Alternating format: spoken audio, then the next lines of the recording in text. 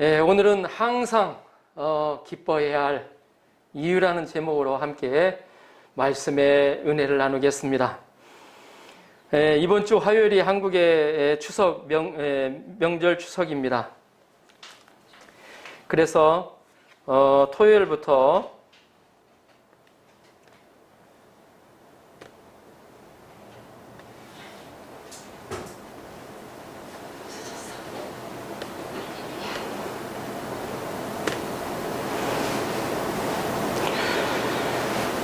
이번 주 화요일이 한국의 명절 추석입니다. 그래서 토요일부터 연휴에 들어가는 것으로 알고 있습니다. 추석하면 하나의 수확에 대한 감사, 또 조상들에 대한 감사, 또 가족 형제들이 한자리에 모여 형제정을 나누는 귀한 명절이지 않나 싶습니다. 그래서 기쁜 날이죠. 차가 막혀서 시간이 조금 걸리더라도 설레이고 가슴 뿌듯한 기억이 있습니다.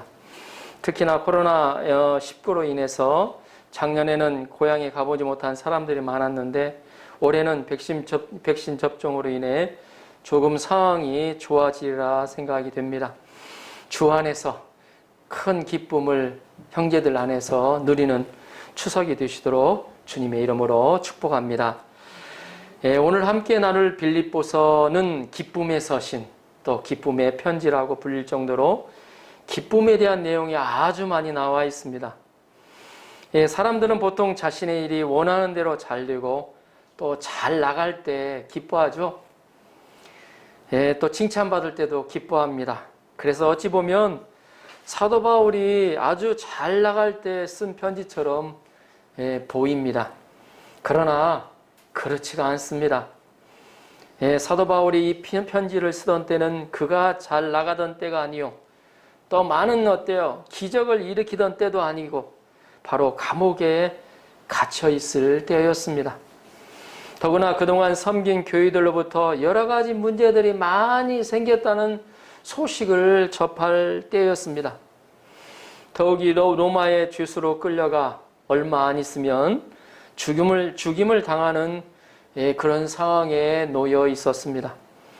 그런데 사도 바울은 주 안에서 항상 기뻐하라, 내가 다시 말하노니 기뻐하라 라고 권면하고 있습니다. 도대체 그에게는 어떤 기쁨의 비밀이 있길래 감옥 안에서도 기뻐하는 것일까요? 감옥 안에서도 기쁨이 넘치고 있을까요? 우리는 오늘 말씀에서 바울의 기쁨의 비밀을 배우고 우리 믿는 자가 항상 기뻐해야 할 이유에 대해서 함께 묵상해 보고자 합니다. 주님께서 오늘 예배 가운데 기쁨의 영을 넘치게 부어주시기를 기도합니다. 아멘. 4절을 보십시오. 4절 함께 읽어보겠습니다. 시작. 주 안에서 항상 기뻐하라, 내가 다시 말하노니 기뻐하라. 아멘. 바울은 기뻐하라고 말씀합니다. 두 번이나 반복하여 기뻐하라고 강조하여 말씀하고 있습니다. 이는 절대적인 명령인 것을 알 수가 있습니다. 기뻐하는 것은 자연적인 감정이 아닙니다. 기뻐하는 것은 우리의 의지와 노력에 의해서 가능해지는 것입니다. 우리는 항상 기뻐해야 합니다. 우리는 어느 때든지 또 기뻐해야 합니다. 조건이 좋을 때든지 나쁠 때든지 항상 기뻐해야 합니다. 사도 바울은 비록 감옥 안에 쇠사슬에 매여 있습니다. 햇빛도 들지 않는 음침한 축축한 곳에 날마다 생활하고 있습니다. 그런 가운데서도 사도 바울은 기뻐하고 있습니다. 우리가 어떻게 기뻐할 수 있습니까?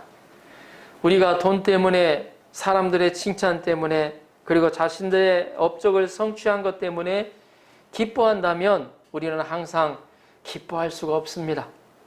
왜냐하면 그런 상황이 항상 있지 않기 때문입니다. 항상 기뻐할 수 있는 상황이 되지 않습니다. 그러나 사도 바울은 주 안에서 기뻐하라고 권면하고 있습니다. 어디 안에서 기뻐하라고요?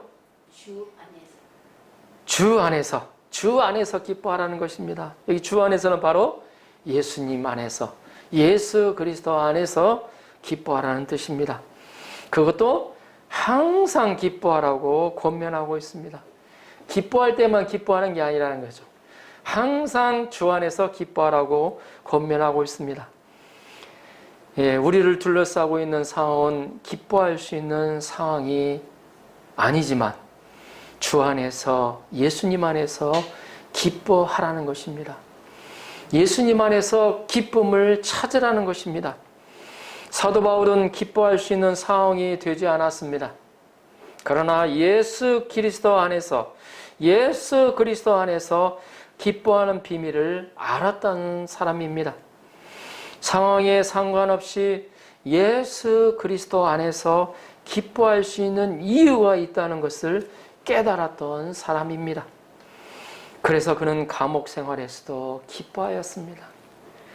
항상 마음에 찬양이 넘쳐 흘렀습니다. 입에서 흥얼흥얼 찬양이 흘러나왔습니다. 그만큼 그의 마음에는 기쁨을 누리고 있었기 때문입니다. 그래서 우리도 예수님 안에서 항상 기뻐할 수가 있습니다. 자녀가 무슨 병인지 모르는 불안한 상황이 지속되는 가운데서도 예수님 안에서는 기뻐할 수가 있습니다. 코로나의 상황이 점점 악화되는 상황 가운데서 우리는 예수님 안에서 기뻐할 수 있습니다. 예수님은 기쁨을 주시는 분이십니다. 갈릴리 가나 혼인잔치에서 포도주가 떨어져 기쁨이 사라질 위기에서 예수님은 물을 포도주로 변화시키는 기적을 통해 기쁨을 회복시켜 주셨습니다. 예수님을 만난 사람들은 한결같이 기뻐했습니다. 마음속 깊은 곳에서 솟아나는 샘물처럼 마음을 시원하게 적시는 그런 기쁨이 솟아오릅니다. 동방 박사는 예수님을 만나고 크게 기뻐하였습니다. 천사들은 예수님의 오신 것이 큰 기쁨의 좋은 소식이라고 전하여 주었습니다. 갈라디아서 5장에 나오는 성령의 열매 중에 두 번째가 바로 희락, 기쁨입니다. 천국의 필수적인 요소도 기쁨입니다. 우리에게 변함없이 기뻐할 수 있는 이유가 있습니다. 그러면 그 기뻐할 수 있는 이유가 무엇입니까? 자, 세 가지로 함께 은혜를 나누도록 하겠습니다. 첫째, 우리는 예수님 안에서 죄사함을 받은 것을 생각할 때 기뻐할 수 있습니다. 범죄를 저지른 사람이 재판을 받아서 형 집행을 받았습니다. 그래서 감옥살이를 해야만 했습니다. 그런데 갑자기 사면령이 떨어지면 어떻게 됩니까? 자유의 몸이 됩니다. 어우, 럭키하면서 어때요? 잘됐다 하면서 기뻐하면서 자유의 몸이 되죠. 예비보서 2장 1절에는 다음과 같이 기록되어 있습니다. 죄와 허물로 죽은 너희를 살리셨도다. 우리는 죄와 허물로 마땅히 죽을 수밖에 없는 사람들이었습니다. 그것으로 끝나면 괜찮을지 모르겠습니다. 그런데 죽은 후에도 또다시 심판이 있고 그 심판으로 영원히 유황으로 타는 못에 바로 지옥에 떨어지게 됩니다. 이것이 예수님을 모르면 지옥행이 결정되어 있습니다. 그래서 예수님을 모르는 모든 인생들은 지옥행, 예수님을 믿지 못하는 모든 사람들은 지옥행이 결정되어 있습니다. 그러나 긍휼이 많으신 하나님께서 인간을 불쌍히 여기셔서 이 땅에 자신의 독생자 예수 그리스도를 보내주셨습니다. 그 예수님이 지옥행이 될 나를 위해 나의 죄와 허물을 지고 내 대신 십자가에서 죽으신 것입니다. 내가 당해야 할 죄짐의 대가를 예수님이 대신 져주신 것입니다. 그 예수 그리스도를 믿는 자에게는 멸망하지 않고 영원한 생명이 주어지게 됩니다. 요한복음 3장 16절은 다음과 같이 기록하고 있습니다. 하나님이 세상을 이처럼 사랑하사 독생자를 주셨으니 이는 그를 믿는 자마다 멸망하지 않고 영생을 얻게 하려 하심이라. 아멘. 둘째, 우리는 예수님 안에서 하늘의 산 소망을 가졌기에 기뻐할 수 있습니다. 우리의 삶은 한계적입니다. 나이뿐만 아니라 젊음도 또 피부도 근력도 모든 육체에 한계점이 있습니다. 젊은 사람들은 아직 체감이 되지 않겠지만 나이가 들면 여러 가지로 슬퍼집니다. 체력이 예전 같지 않아서 쉽게 피곤해지고 회복도 더디어져 슬퍼집니다. 얼굴도 주름살이 늘어나고 미모가 예전 같지 않아서 슬퍼집니다. 노안이 오고 건망증이 생기고 또 병들고 아픈 데가 생기면 그것처럼 외롭고 슬픈 것은 없을 것입니다. 그러나 육체를 가진 이상 우리 인간은 반드시 그러한 시대, 그러한 때를 경험하게 될 것입니다. 전도서 기자가 고백한 것처럼 곤고한 날이 오고 아무 낙이 없다고 할 때가 온다는 것입니다. 이때 우리의 소망은 무엇입니까? 돈만 많이 있으면 문제가 없습니까? 사회적으로 출세해서 권력과 또 명예를 가졌으면 문제가 없습니까? 보통 나이 드신 분들 소망을 들어보면 돈 많이 버는 것이 아닙니다. 자녀들이 행복하고 건강하게 살고 있는 모습을 보는 것, 또 그리고 아프지 않고 건강하게 살다가 어느 날 잠자다가 죽는 것이 대부분일 것입니다.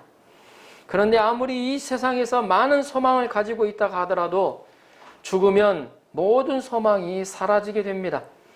한계적인 소망 앞에 우리는 슬퍼하고 좌절할 수밖에 없습니다. 그러나 우리 믿는 자들은 다릅니다. 우리 믿는 자들은 예수 그리스도를 믿음으로 죄사함을 받고 하나님의 자녀로 하나님 나라를 약속받은 자들입니다. 천국이 약속되어 있는 자들입니다. 하나님 나라에 갈 수 있는 티켓이 주어진 것입니다. 믿는 자들에게는 죽음으로 모든 것이 끝나지가 않습니다.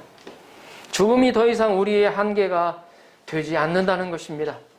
우리가 나이가 들어 공고한 날이 오고 아무 낙이 없는 때가 가까이 올지라도 소망이 있는 것과 소망이 없는 것은 천지 차이입니다. 우리에게는 바꾸어지지도 않고 변하지도 않는 영원한 산 소망이 있습니다. 그것이 바로 하나님 나라, 천국이 약속되어 있다는 것입니다. 하나님 나라에 가서 이 세상에 길면 100년과 비교할 수 없을 정도로 영원히 하나님과 함께 고통 없이 살 수 있다는 것입니다. 이것이 우리에게 참다운 산 소망이 됩니다. 고린도후서 4장 16절은 다음과 같이 고백하고 있습니다. 그러므로 우리가 낙심하지 아니하노니 우리의 겉사람은 낡아지나 우리의 속사람은 날로 새로워지도다. 아멘. 아멘. 그러므로 우리가 낙심하지 아니하노니 우리의 겉사람은 낡아지나 우리의 속사람은 날로 새로워지도다. 아멘. 우리의 겉사람은 낡아지나 우리의 속사람은 날로 새로워지는 은혜가 있습니다. 아멘. 우리의 겉사람은 바로 육체입니다. 육체는 계속해서 어때요? 낡아져 가죠. 병들고 아파지고 그러나 우리의 속사람은 하나님 나라에 갈 수 있는 그 소망으로 예수님 안에서 새 소망이 넘쳐난다는 것입니다. 바로 예수 그리스도 안에서입니다. 이 소망이 있는 사람에게는 현재 병으로 인해 아프고 고통스럽다고 하더라도 하나님 나라에서 살 것을 생각하면 위로와 힘이 됩니다. 위로와 힘이 솟아납니다. 현재의 아픔을 인내하며 승화시켜 갈 수가 있습니다. 그리고 내일 멸망이 올지라도 한 그루의 사과나무를 심는 것과 같이 현재 하는 일에 최선을 다하게 됩니다. 하나님의 영광을 위해 주어진 환경 상황 속에서 주어진 사명의 힘과 정열을 쏟아넣게 됩니다. 믿는 자와 믿지 않는 차이가 바로 여기에 있습니다. 그래서 우리가 신앙생활을 열심히 해서 그 비밀을 누려가야 하겠습니다. 예수님도 말씀하셨습니다.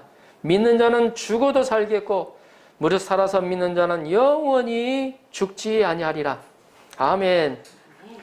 셋째, 우리는 예수님 안에서 하나님의 함께하심이 있기에 기뻐할 수 있습니다. 하나님이 함께하신다. 하나님의 함께하심을 우리는 임마누엘이라고 합니다. 우리가 성경에 써 있는 하나님이, 또 우리가 배운 하나님이 현재 나와 함께하지 않는다면 나 혼자 모든 일을 감당해내야 합니다. 부모의 품을 떠나서 새롭게 자기 독립해서 살고자 하는 사람들은 이 불안함을 너무나도 잘 경험할 것입니다. 그러나 그 옆에서 함께 해주시는 분이 있을 때, 그 함께 해주시는 분이 하나님이신 것을 알게 될 때 그의 삶이 어떻게 달라질까요? 미래에 어떻게 될까 하는 불안한 마음으로 마음의 평안이 없습니다. 그러나 그 하나님이 현재도 내 문제에서 함께 하시는 것을 믿을 때 우리는 마음에 참된 평안을 갖게 됩니다. 마음의 든든함을 가지고 살아갈 수가 있습니다. 다윗은 그 하나님이 함께 하심을 확실히 믿고 수없이 경험한 사람이었습니다. 그리했을 때 그는 이렇게 고백할 수 있었습니다. 내가 사망의 음침한 골짜기를 다닐지라도 해를 두려워하지 않을 것은 주께서 나와 함께 하심이라. 주의 지팡이와 막대기가 나를 안위하시나이다. 아멘. 그는 이 함께 하시는 주님으로 인해 많은 고난 가운데서도 여호와를 경험하고 여호와를 또 체험하고 여호와를 찬양하는 수많은 시를 썼습니다. 시편의 반절 이상이 그의 고백이자 찬양이 되었습니다. 예수님은 마태복음 28장 20절에서 다음과 같이 약속하여 주셨습니다. 볼지어다 내가 세상 끝날까지 너희와 항상 함께 있으리라. 아멘. 이상에서 우리는 주 안에서 기뻐해야 함을 배울 수가 있습니다. 왜냐하면 하나님께서 우리에게 기뻐해야 할 수 있는 이유를 주셨기 때문입니다. 우리는 그 기쁨을 빼앗겨서는 안 됩니다. 우리는 예수님을 빼앗겨서는 안 됩니다. 주님은 우리가 기뻐하기를 원하십니다. 그리고 주 안에서 기쁨을 찾아야 합니다. 그 비밀을 찾고 그 비밀을 누려가야 합니다.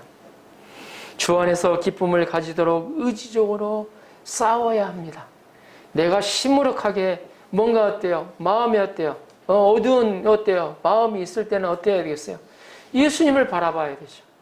예수님 안에서 기쁨을 누릴 수 있는 그 예수님 안에서 현재의 문제가 예수님이 어떤 이 문제 가운데서 어떤 의미를 가지고 있고 어떤 선한 계획을 가지고 있는가, 그 예수님을 그 예수님 안에서 묵상해 갈 때 그 기쁨을 누려갈 수가 있다는 것입니다.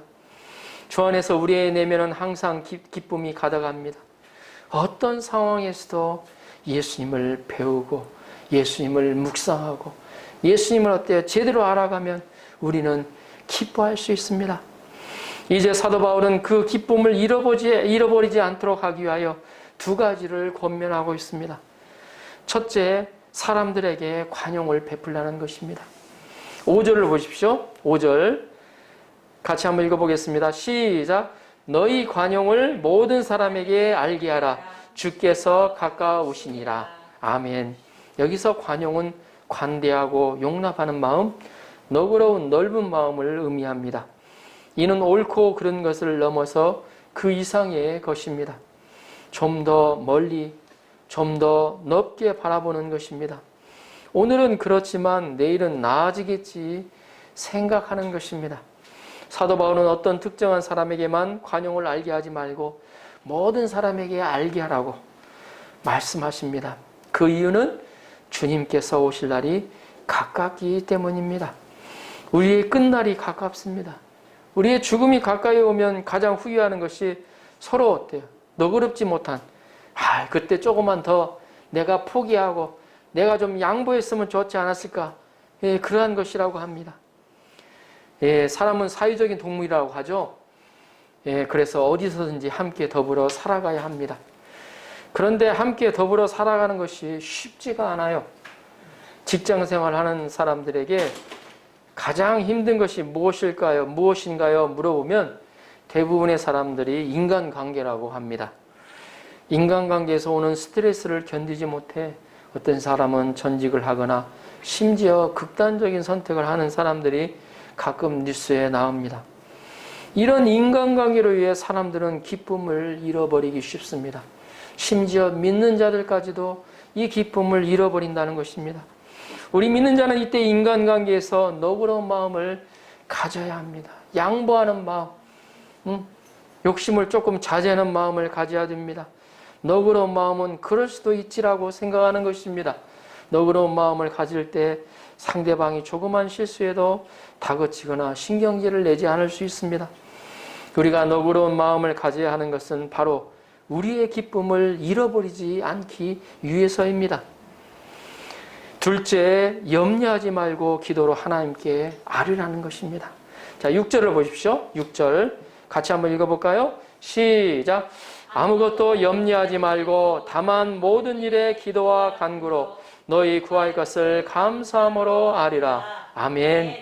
우리가 기쁨을 잃어버리지 않기 위해서는 염려를 극복해야 합니다. 염려는 우리의 기쁨을 갉아먹는 생쥐와도 같습니다. 우리가 어떻게 염려를 극복할 수 있습니까? 우리의 삶은 어찌 보면 끊임없는 염려의 연속입니다. 우리는 과거에 자신이 잘못한 것에 나쁜 결과를 염려합니다.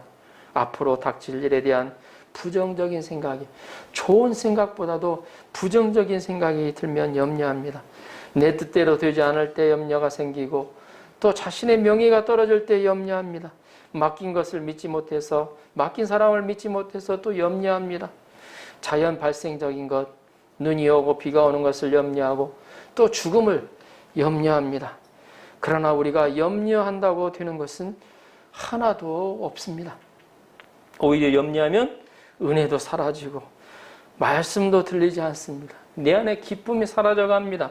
예수님도 키 1cm도 자라게 할 수 있느냐 하시면서 염려가 백해의 무익이라는 것을 말씀하셨습니다. 그러면 우리가 염려 대신 우리가 힘써 해야 할 일이 무엇입니까?